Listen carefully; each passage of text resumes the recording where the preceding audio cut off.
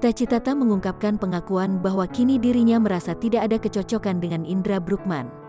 Bahkan kini, Cita-Citata dan Indra Bruggman sudah tak menjalin komunikasi secara intens. Mungkin menemukan ketidakcocokan, bisa jadi, ucap Cita-Citata saat ditemui di Kedoya, Jakarta Barat, Selasa, tanggal 25 Mei tahun 2021. Jadi ya udahlah gitu aja, bukan selesai, orang mulai aja belum hahaha, katanya seraya tertawa.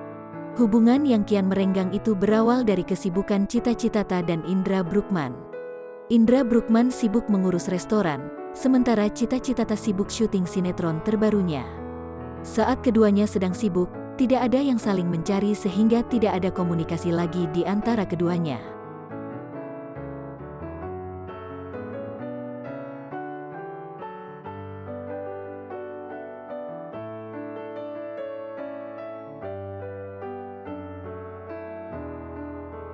Nggak nyariin, aku dapet waktu istirahat aja udah seneng banget, kata Cita-Citata.